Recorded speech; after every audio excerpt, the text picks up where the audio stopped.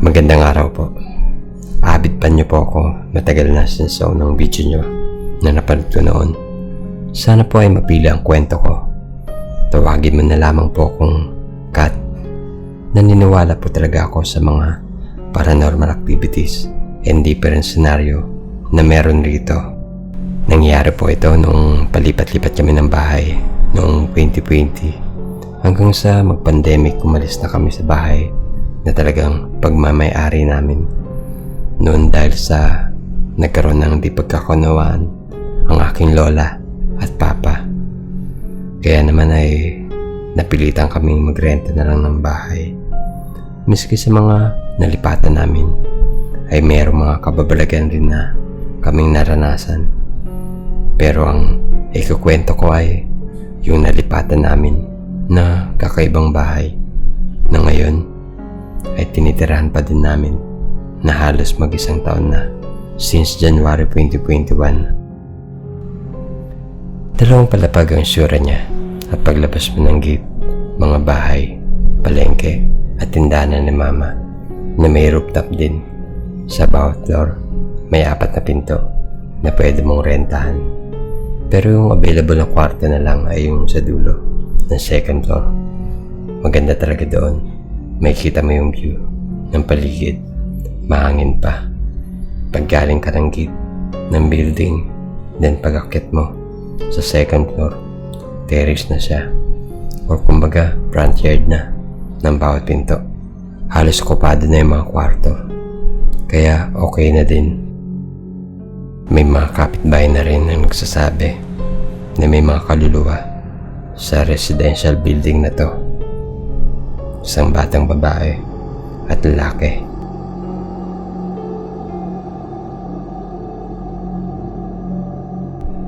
Siyempre, para matabay namin yung ganyang klaseng espiritu, ay nagpapausok kami ng insenso at nagdadasal tuwing sasapit ang Martes ng hapon. Masaya naman dahil peaceful sa bahay nito. Pero yung dumating yung araw na nakita mismo na mama at papa yung batang lalaki. Gabi ng 2 AM nun. Lasing si papa at nagtatalo sila ni mama. Kami naman magkakapatid ay nagising at di makatulog. Nasa terrace na papa nun at tanong ko sa kalapit na pinto. Nagwawalis ako nang makita ko silang nagulat. As in yung itsura ni papa. Galit nun. Kaya napalitan ng gulat at takot. Naglakad sila papunta sa gate palabas ng gusali. Pero bago ka makarating sa gate ng gusali, may hagdan doon papuntang rooftop. Noong mga araw na yan, di ko sila pinansin dahil nakatuon ako sa pagwawalis at sa nakita kong mami na naka-plastic. Pagbalik nila mama, isinara nila yung pinto ng bahay at nagkwentuhan sila ni papa tungkol sa nakita nila. Dahil sa may pagkamaratas ako, ay narinig ko. Nakakita pala sila ng batang halos sa 4 na taon na nakasandong puti, malusog ang pangangatawan at nakaitim ang shirt. Nagtaka daw sila ng gabi na yun dahil yung bata ay patungo sa hagdan, pa-rooftop. Wala din naman mga bata sa gusaling tinitiran namin, kundi mga kapatid ko lang at tulog na sila nun. Bawal din umakyat sa rooftop dahil nakalak yun. At 2:00 pa ng madaling araw, sinundan nila yung bata nang marahan nilang inilawan yung hagdan kasi madilim. Pero wala silang nakita kahit anino ng batang lalaki. Nagtayuan daw yung balahibo nila at tumakbo papunta sa pinto namin. Halos mamutla na yung itsura ni papa nun. Pagdaan ng ilang buwan, ako naman siyang nakaranas ng kakaibang karanasan sa gusaling ito. Oktubre noon, naiwan kami ng kapatid kong 6 na taong gulang na lalaki sa bahay mga 8:00 ng gabi. Dahil malapit lang ang bahay ng mga tito ko sa nilipatan namin, ay kaagad naman pumunta sina mama, papa at 3 ko pang kapatid. Nag-chat ako kay mama. Nabilang kami ng kapatid ko ng makakain dahil nanonood kami ng TV. At gabi na nun, di ako sanay na lumabas ng gabi. Nag-reply naman si mama ng sige. After ng mga oras na yun, nag-chat si mama na nasa gate daw siya ng exit sa first floor. Doon na lang daw namin kunin. Bumaba kami ng kapatid kong lalaki sa first floor. Sobrang dilim doon. Halos parang tulog na ata yung mga tao or ayaw lang nila magbukas ng ilaw sa labas ng pinto nila. Habang naglalakad na kami noon, may malaking cabinet na kahoy na nakaharang sa daan. Halos kalahati na lang pwedeng madaanan, kaya nahihirapan kami. Paglagpas namin sa cabinet ay may ilaw na sa labas ng dulong pinto ng bahay, katabi ng malaking cabinet. Napalingon ako sa likod na parang may tao. Nakita ko may batang lalaki. Napatakbo. Galing siya sa gilid ng cabinet na nakaharang sa daan. Nakita ko yung sura ng kasuotan nito. Puting sando, itim na shirt, at malusog na pangangatawan. Halos nakita ko ito dahil nasinagad siya ng ilaw sa labas ng pintuan. Hindi ko na ito pinansin masyado. Mas inuna ko yung pinasuyo ko kay mama. Pagdating namin sa exit, kinuha ko ito agad at nagpasalamat. Umalis na si mama nun at tumakbo kami ng kapatid ko paakyat sa second floor kasi natatakot na kami. Nag-message ako sa boyfriend ko dahil sa kakaibang nangyaring ito. Hindi ko na na-message si mama dahil baka maudlot yung kasiyahan nila dahil minsan lang yun. Pagkalipas ng ilang linggo, nakalimutan kong banggitin kina mama ang na-encounter ko nung past few weeks dahil busy na din sa online school. Gabi ng mga araw na yun, nanonood kami ng TV. Nagkwento si mama tungkol sa bata na nagpaparamdam sa gusaling ito. Nakausap niya pala yung babae na nasa katabing pinto ni ate, Angelica. Sabi nito, noon daw ay may iba't ibang elemento na ang palakad-lakad sa gusaling ito. Lalo pat may kaharap na hindi gaanong kalakihang puno ng atis ang terrace namin. Noon daw ay may nakatira rito bago namin nilipatan, which is kilala namin, isang matandang babae. Kasama nito ang anak niyang babae na may anak na isang matandang babae rin. Nakasanayan na nila na laging natutulog sa terrace. Kumbaga naglalatag sila ng isang higaan at doon nagpapahinga tuwing gabi. Okay naman ang mga araw na pagtulog ng matandang babae sa terrace, pero isang gabi daw, sa kasarapan ng tulog nito, may kumalabit daw sa matanda. Nagising ito at nakita niya ang isang batang lalaki na tinuturo yung rooftop na tila ba ay gusto nito na umakyat roon. Napasagot pa ang matanda na gabi na at natutulog ito. Sa kanya lang na-realize na walang batang gagala sa mga oras na tulog na ang bawat isa. Napasigaw ito at takot na tila ba mahihimatay na. Nagising daw yung anak niyang babae at pinainom siya ng tubig. Hindi lang daw yun yung ilang beses na nagpapakita yung bata. Minsan niya ay nanggagaya pa ito ng sura ng mga bata. Hindi naman daw yun nananakit. Gusto lamang nitong makipaglaro. Nang ikwento nito ni mama sa amin ay natakot kami. Naikwento ko rin rito yung nakita ko last time sa unang palapag. Nagulat sila at the same time napaisip kung sino yung batang nagpaparamdam dahil sa tagal ng panahong tinayo ang gusaling ito ay hindi pa pala ito napablessing at nadadasalan. Nobyembre 2021, nagpasya ang landlady na ipa-blessing ang bahay na ito. Lumbas kaming lahat upang ma-bless din ni Father. Naging okay naman ang mga nagdaang araw. Sumapit ang Disyembre 24, 2021, bisperas ng Pasko. Lahat ay nagsasayahan. Dito sa second floor, kami nalaman dalawa ng katabi naming bahay ang nagsaselebrate. Sa unang pinto kasi bakante na at wala nang umuupa. Sa pangalawang pinto naman, umalis ang mga tao upang sa malayong pamilya nila makisalo.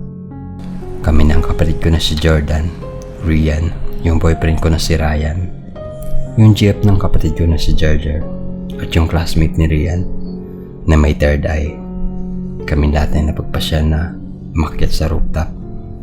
Hawak ko yung susi ng gabi na iyon. Alas 10 ng gabi. Pag-akyat pa lang namin ay kinilabutan na ako.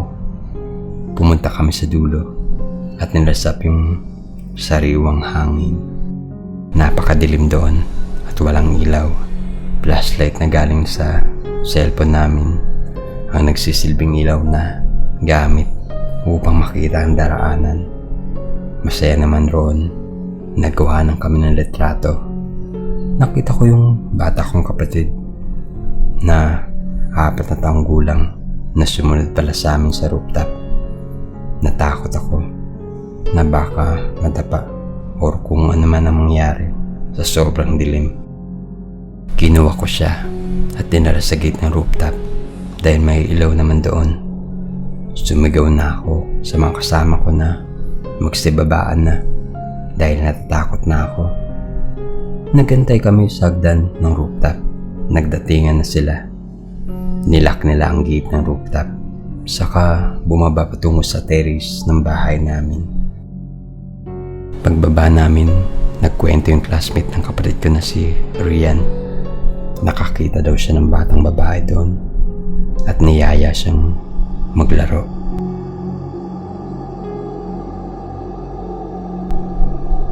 Baka sa kanyang isura yung takot at namumutla. Pinainom namin ito ng tubig. Hindi lang pala yun ang unang beses na may nakita sa gusali. Sa gate daw, sa paradahan ng motor. May nakita siyang lalaki. Nakaupo ito sa motor. Duguan at basag ang mukha. Nang hihingi daw ito ng tulong sa kanya. Naawa kami sa classmate ng kapatid ko. Kaya nagpasya na lamang ito na umuwi at inatid namin. Sa ngayon, wala na kami nararamdaman na kakaiba at di na din nagpapakita yung bata. Malaking palaisipan pa din sa amin kung sino yung bata na yun. Yun lamang po, Mr. M. Sana po ay mapili ang kwento ko.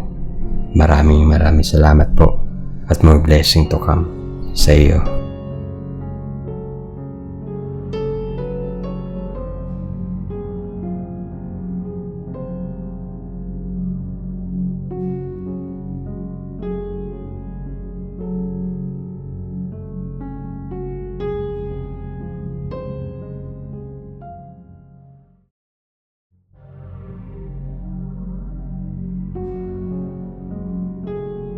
Hello po, Mr. M. Matagal na ako nakasubaybay sa channel mo at ngayon lang ako nagkalakas ng loob na ibahagi ang kwentong ito. Hanggang ngayon kasi ay pati ang mga magulang ko ay hindi kayang paniwalaan ng mga na-experience ko dati sa school.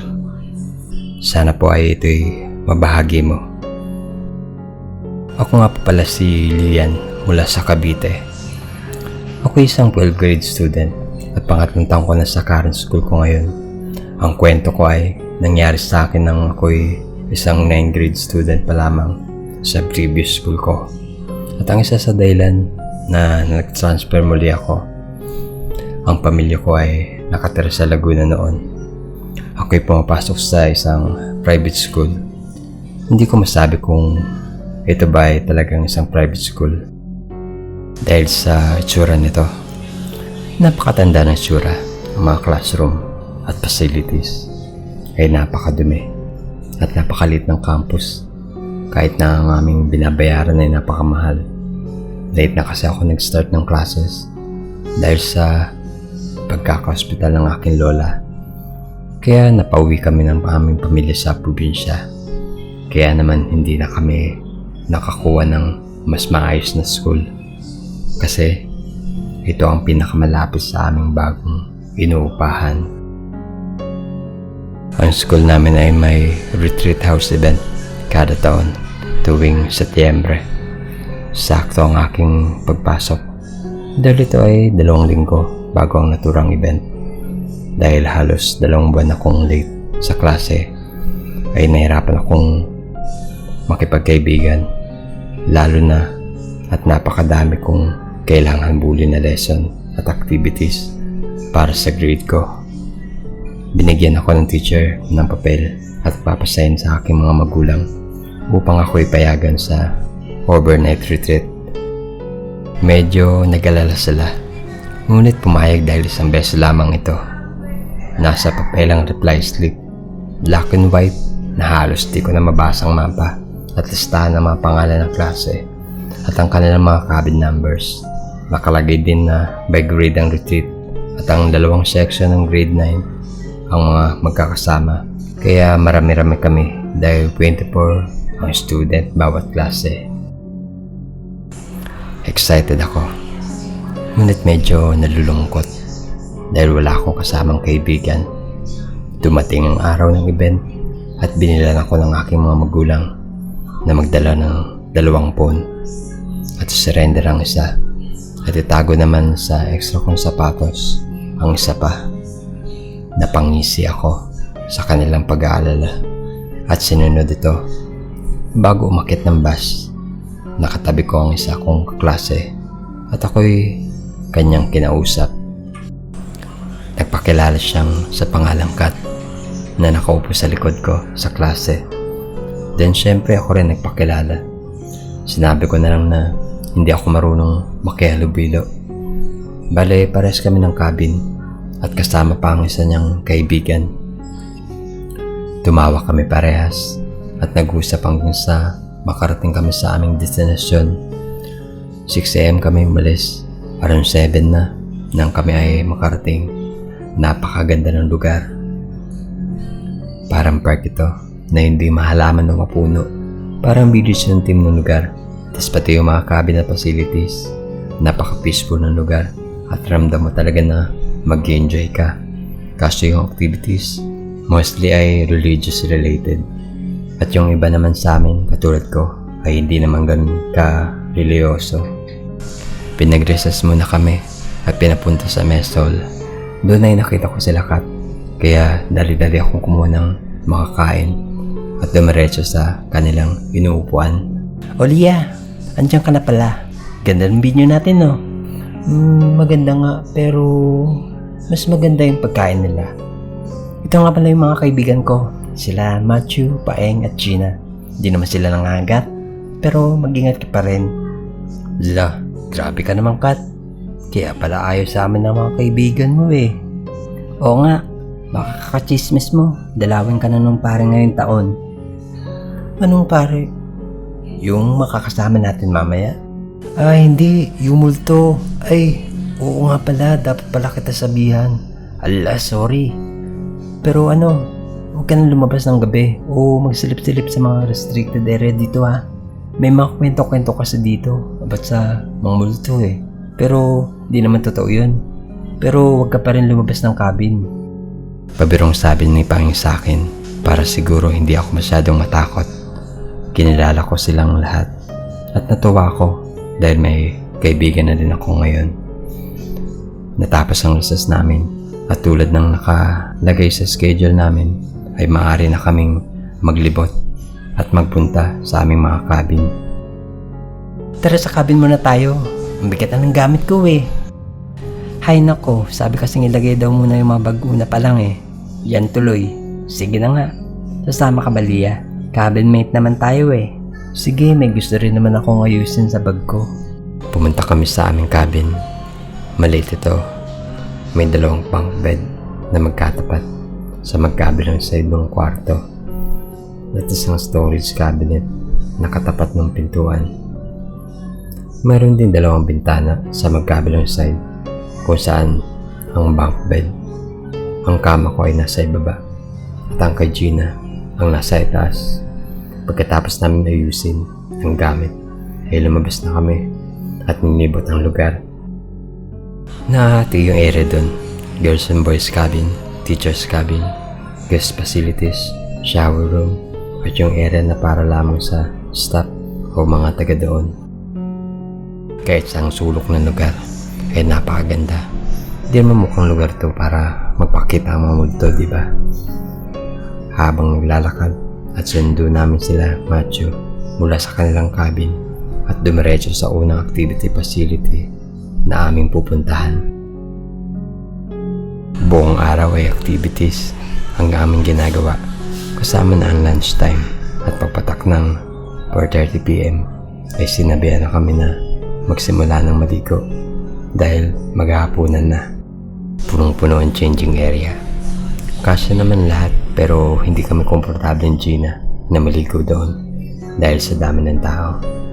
Sinabi niya sa akin na mag-CR na lang daw kami at maligo sa CR sa gilid ng mesol na nakita niya kaninang umaga.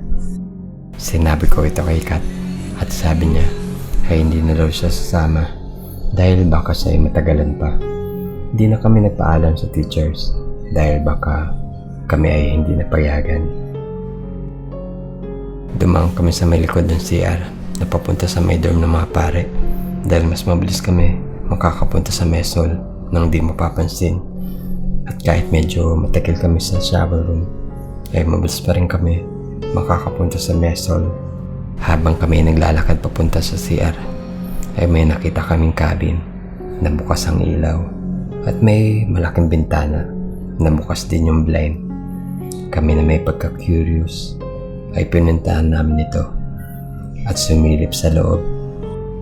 Hindi naman pala bukas ang ilaw, may kandila lang palang napakaliwanag ang ilaw.